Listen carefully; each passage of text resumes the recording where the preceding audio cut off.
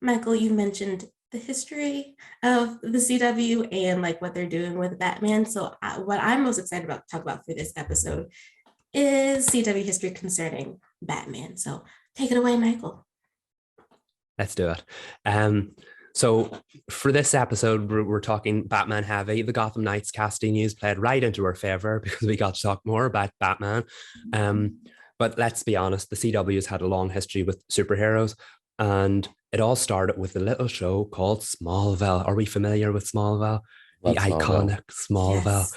Um, but ironically, when it was on the WB, I believe it started out of an idea for, yes, Batman. I believe they wanted to make a live action Batman series in the tone of Smallville before Smallville existed. It eventually turned into Smallville, but they wanted to make a live action Batman series about Bruce Wayne's younger days, set in Gotham, and it may have been called Gotham. That came later on Fox after Smallville ended, but at the time it wasn't doable, so they turned it into Smallville. Smallville ran for 10 wonderful seasons, which eventually paved the way for the Arrowverse. But it's quite funny to think that this universe that now exists, in which it very much has to exist outside of Batman, actually started with an idea for a Batman series. And nearly over 2 decades later, we still have not had a Batman series on the CW, but we've gotten close quite a few times. It's quite an interesting history. So obviously Smallville was the first of these modern day superhero shows. You hadn't really had these kind of superhero shows since like the old days of the 60s Batman or the 70s Wonder Woman. And then of course there were like attempts throughout the 90s and the 80s, and they weren't all that successful. And then Smallville introduces the first modern day superhero show, and it definitely paved the way for the likes of Arrow to come afterwards. Throughout Smallville, there were hints towards Batman existing. They could never really go there. They did mention Gotham at one point. And then I believe it was in 2003, they tried the WB tried their luck at another Bat-inspired series with Birds of Prey. It unfortunately went the route of the older 90s series, in that it didn't last past one season. But it was very different to Smallville, and I believe maybe that's the reason it didn't work at the time. The reason Smallville kind of worked was because it was in this teeny vibe that the WB was going for. It had the like teen drama, it had the soapy aspect of it as well. Whereas Birds of Prey was very superhero orientated, and it was, I believe, loosely tied to the movies or the previous Batman movies. So there were hints towards the Tim Burton and Joel Schumacher films. I believe they referenced Michael Keaton's Batman at Michelle Pfeiffer's Catwoman at one point.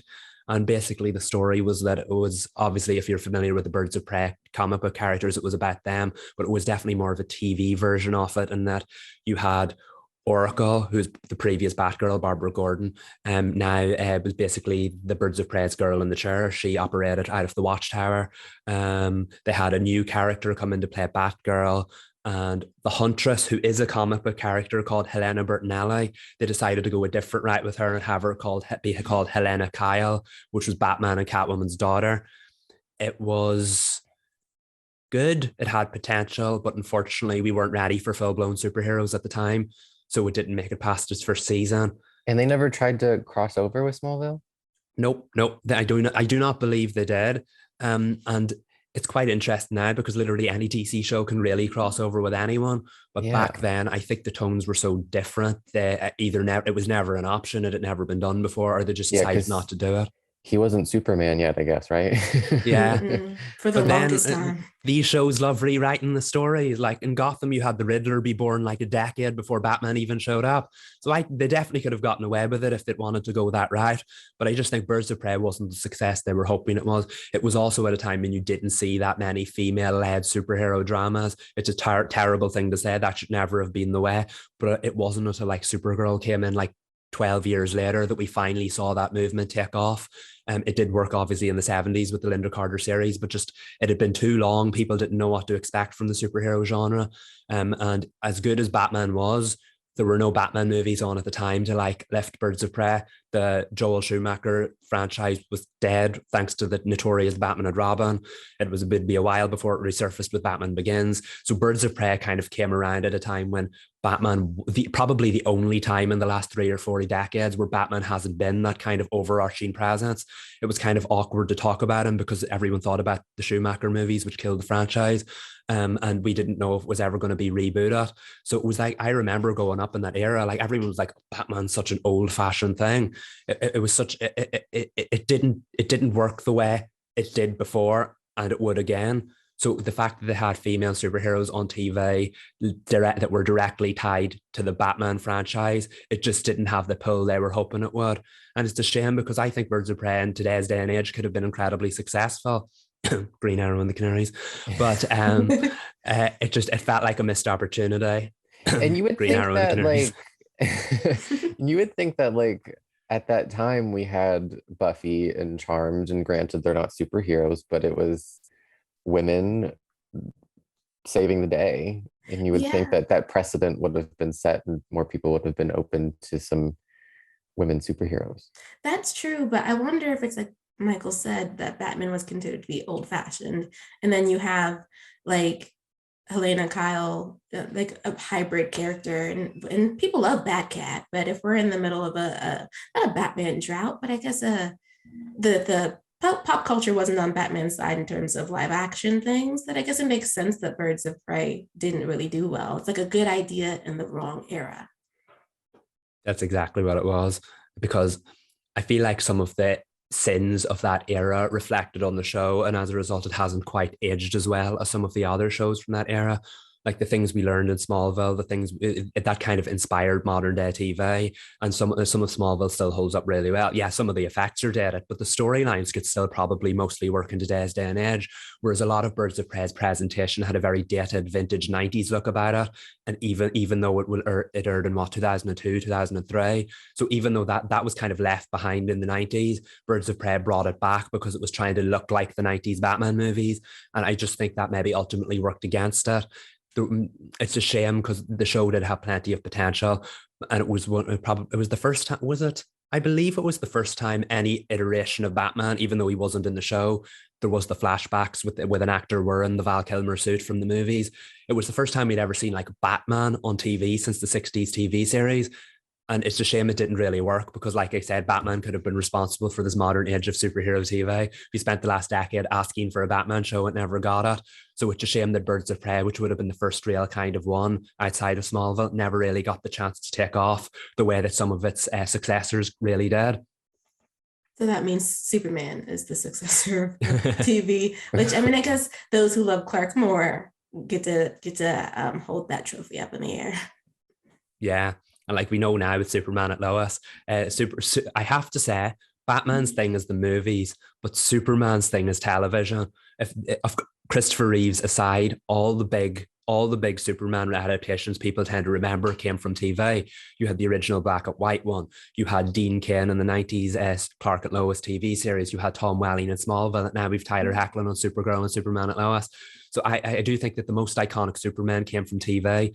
That's why it made sense that they pivoted to the Smallville direction to start this whole modern day superhero TV era on the CW.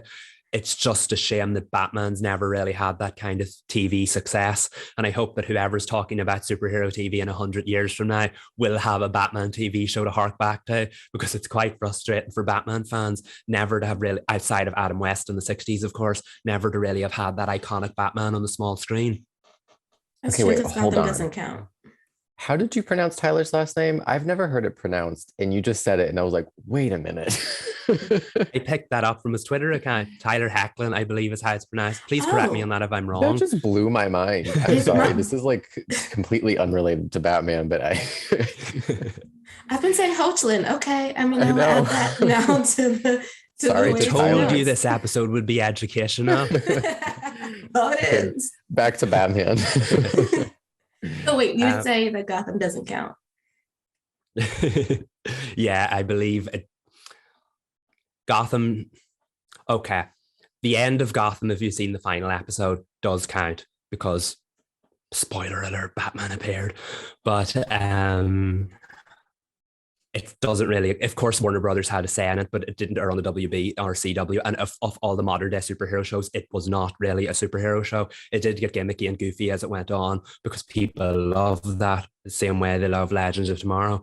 But the thing is, it started as a police procedural and then evolved into kind of like this goofy carnival like show. It was violent at times. It dealt with the villains' arcs as much as it did with Bruce's. A lot of it was like, it sounds really predictable, but gothic. It Gotham worked for what it was, but I don't think the original idea that they had back in the early 2000s, late 90s was what Gotham would have ultimately become. I believe Gotham was definitely down to the evolution of TV. If Gotham had aired in early 2000s instead of Smallville, that would not have been what Gotham was. It may, I don't know, Bruce Wayne doesn't strike me as like a teen idol the way Clark Kent does, so I don't think they would have went the Smallville route with it either, but maybe that's why it ultimately didn't work, which is why Smallville did, if you know what I mean. Superman always seems to have more of a TV presence, and that coupled with the fact that the WB was obsessed with teen dramas and that Smallville's teenage or Clark's teenage years in Smallville lent itself to that nicely, everything just fell into place for Smallville. And even looking back now, I can see why they ultimately didn't go the Batman route, because I don't think all of them would have fallen into place for a young Bruce Wayne. But isn't he just like a sad billionaire? Like, how do you do that as a teen? Not to be ignorant about like Bruce Wayne, but like, isn't that just what he is? Like, how do you do that as a teen? Well, that's definitely Bruce Wayne on the surface, and I'm not sure the Batman does anything to do away with that reputation.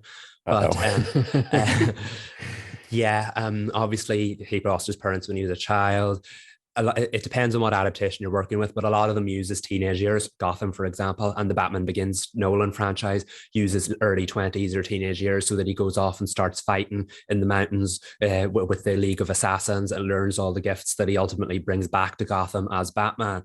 I don't know if all that was written into the story back in what was it, 2000s. I don't know if all that was written back into the story back then, but the Christopher Nolan franchise changed things, and that obviously a lot of adaptations have since pulled from that. They've used his younger years to go back and start fighting. But like I said, I don't think if they started in the 2000s, they would have had a drama on the WB where he spent every episode in the mountains fighting assassins to learn his craft. That obviously that story works much better in the movies. Gotham went down a similar route, but they never really went down the fighting route. Bruce learned theatricality during his trips away. He learned how to deceive people. He learned how to hide in the shadows. But Gotham never really went down the physical route the way all these superhero shows do, where there's like 10 fight scenes an episode. So I don't know. I think that's a fantastic question. I do not know what a Gotham would have looked like in the early 2000s. Would it have been sad billionaire Bruce for 10 episodes, or let's be honest, 22 episodes a season? Like, he's just in high school, just being sad. Well, a rich high school, but like a prestigious academy where he'd be. I mean, Gotham did, I don't know how they did his education. Why do I want to say that he was homeschooled by Alfred? But I think that's exactly what happened. That was it. Okay. No, okay. So here's what it would be. It would be what, season 4 Riverdale, when Jughead goes to that school. Yeah, that's what it would be. That would yes. be Teen Batman. It would be a secret society, but like teenage Riddler, teenage Penguin, teenage Joker. Exactly. But let's shift gears to a bit more of a successful Batman chapter on the CW, and that was the evolution of Arrow. When Arrow came about, it was basically Batman in a hood. Let's be honest. Oliver Queen is lighthearted, he's blonde, and he is a much more colorful character than Bruce Wayne. But Arrow was released just as Nolan's Batman trilogy came to an end, and they definitely wanted to go for the more realistic route. And for 2 glorious seasons, that worked like a dream, because Arrow was grounded. It was dark. It was basically Batman in a hood. And after you got over that, you were actually like, hold on a minute. This is good superhero television. Smallville obviously went the teen route. Arrow went full-blown superhero. And I don't think that would have been possible without what Smallville gave to the genre. Smallville walked so that Arrow could run. And run did Arrow do for those first 2 seasons. And that didn't make grammatical sense, but you get the point. But the first 2 seasons of Arrow like I said, was basically Batman. It was dark, it was gritty. We had Deathstroke show up. We had, why am I blanking? Firefly show up. We had other Batman villains show up. And then in season 3, Arrow's big bad was literally Ra's al Ghul, who was the original big bad of Nolan's Batman trilogy. So you could see where it was inspired by it. Basically, Arrow could not mention Gotham or Batman or anything like that. They did eventually mention Gotham, but we'll get to that. The Suicide Squad came in the second season, and it looked like they were going to set up a Suicide Squad spin-off. Apparently, it was on the table.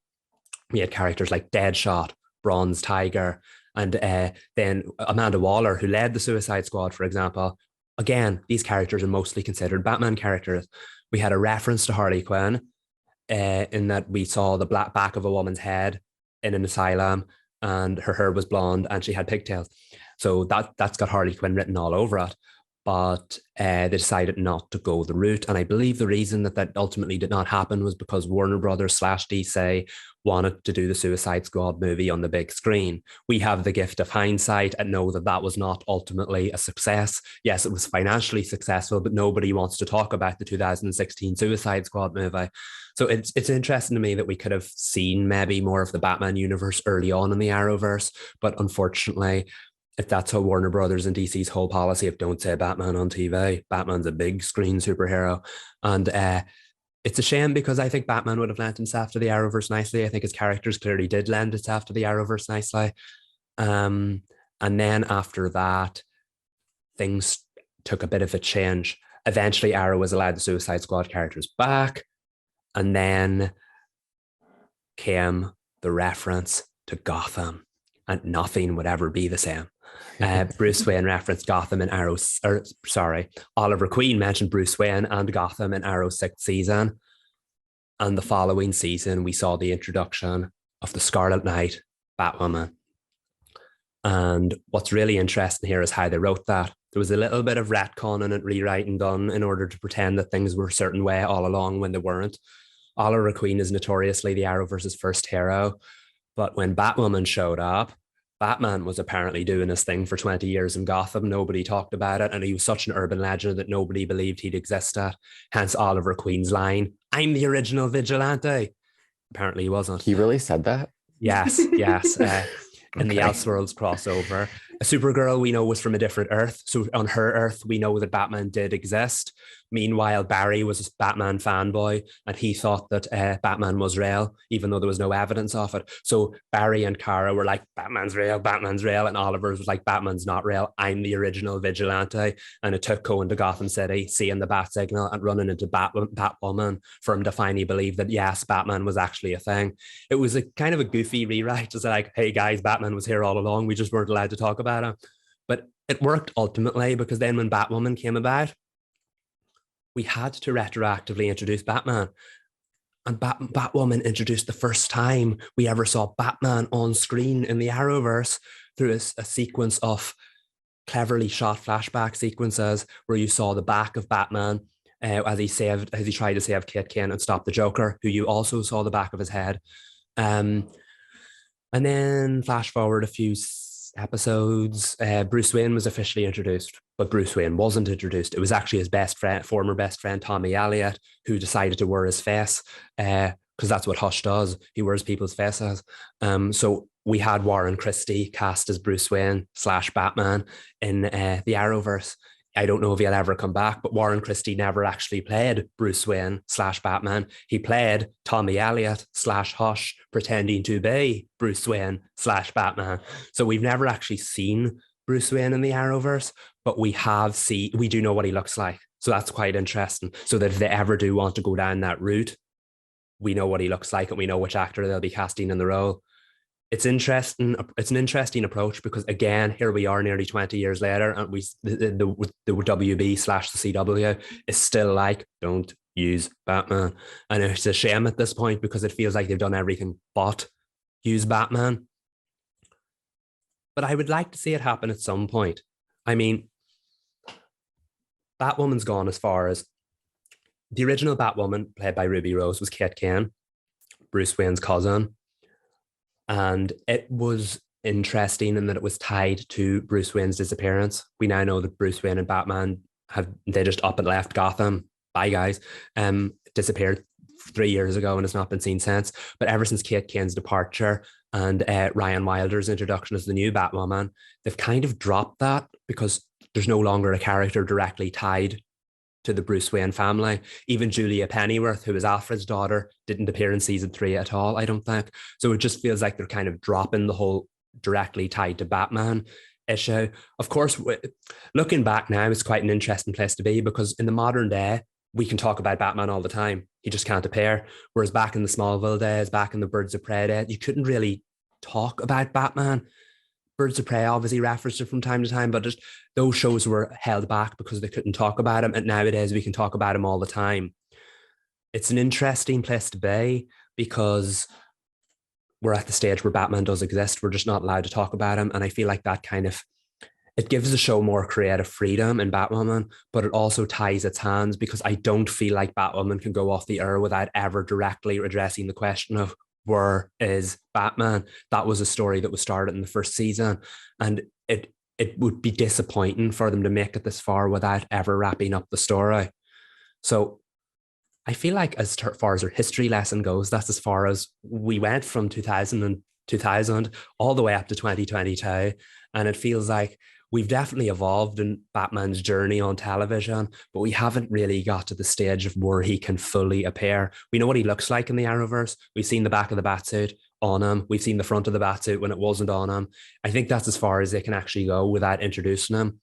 And it does pose an interesting question of, will or should we ever see Batman now that in the Arrowverse, now that those barriers have been knocked down? I'm in two minds about that because I feel like if they were going to do it, they should have done it 4 or 5 years ago. I feel like now they've gotten so far that they've exhausted every possibility that doesn't include him. Do we even really need to go there now?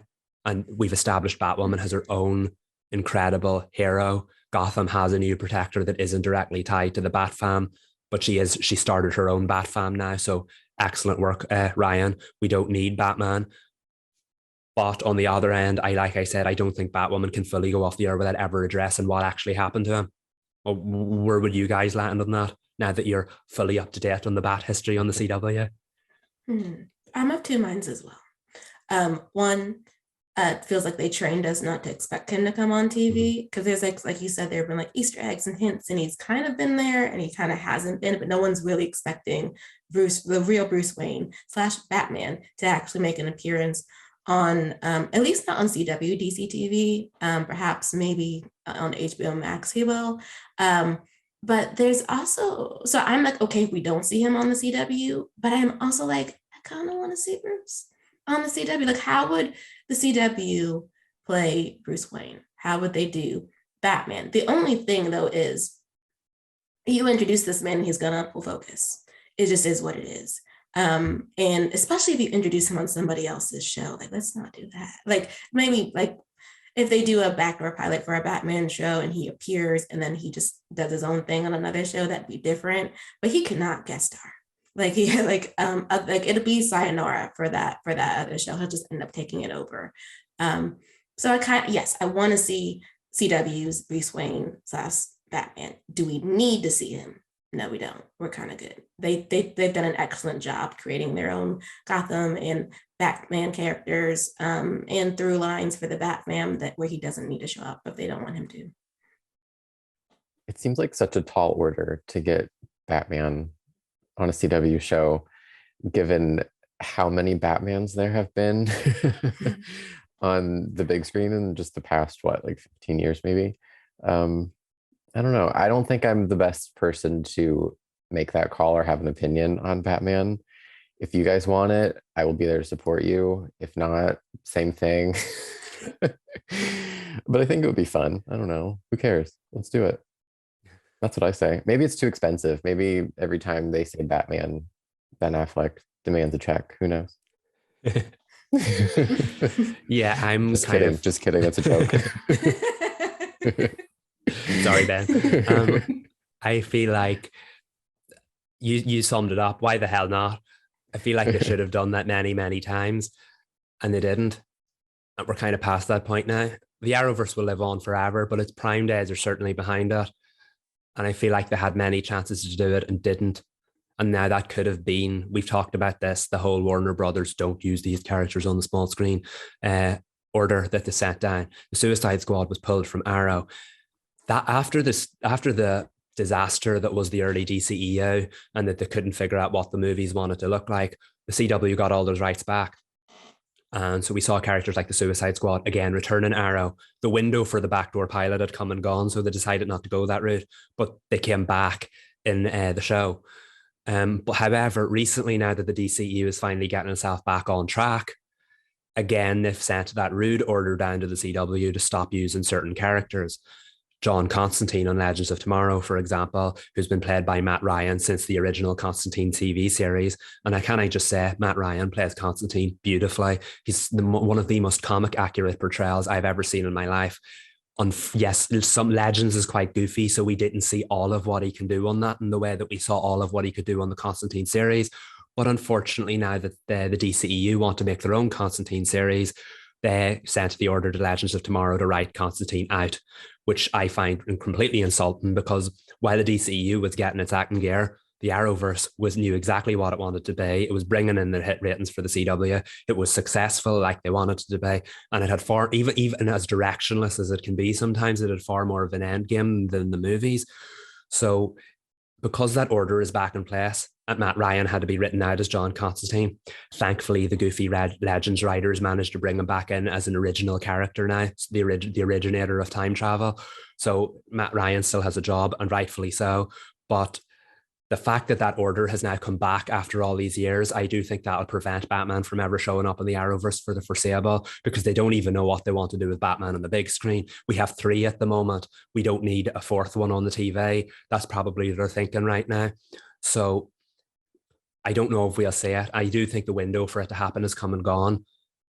Part of me would really like to see it, because I remember when Arrow started, I was like, well, if it's this easy, why not just do a Batman TV series? And they never did it. We now have Batwoman, which is as close as we're going to get to that, I think.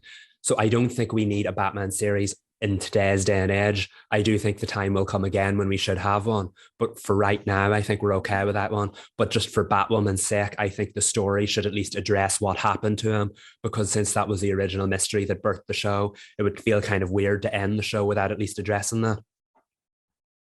Will he be in flashbacks in Gotham Knights, do you think? I think so. Or at least like they're not horns. My God, get it together. Like the helmet, the ears. And I told both of you this before, and I'll probably keep saying it because I just love this thing that Teen Titans did. But the bats flying by as he's being spoken about will probably happen. I mean, Michael did reference that they've been able to name drop Batman and Bruce Wayne and do flashbacks through Batwoman. So I don't see why Gotham Knights can't do it either, even if we don't have like full-on storylines where he's referenced the entire time and we're going back into the past to talk about certain things. I mean, I feel like they're going to have to if that's his adoptive son is the lead. So we're going to be talking about Bruce. I hope to see him like in a mirror or something, or like a shadow on the wall. Yeah, to bring this full circle, I hope to kind of go the whole Birds of Prey route, in that you kind of see flashbacks to him. If you don't want to have an actor doing dialogue, don't. Just put a stand-in in Val Kilmer's suit from the Batman Forever. Like, you know what I mean? Those suits are there. Of course, they're expensive to use 24/7. So don't use them 24/7. Hire a stand-in, film some nice shots, CGI Gotham in the background, and there you have your Batman flashbacks. Michael's got the budget all figured out. You know what I mean? He does. It's great. Just like, first of all, the Val Kilmer suit was very underrated. We should see it again. But even besides that, of course it's expensive to design a suit. I don't even know why Batwoman did it. But you have all these unused suits from the classic movie sitting there. Use one of them. You know what I mean? Like, the CW is co-owned by Warner Brothers. They own the suits. So I just think you use your stand-in, film some Batman flashbacks, allude to him maybe slightly better than Batwoman did in the early days. But like, have him be a presence without having him actually be a presence. Because we, just like everyone was worried about Superman doing on Supergirl, that character can overshadow things because they're larger than life. So don't go down that route. You don't have to. He's dead. If you want to bring him back to life in the final season, go for it. But we're not there yet.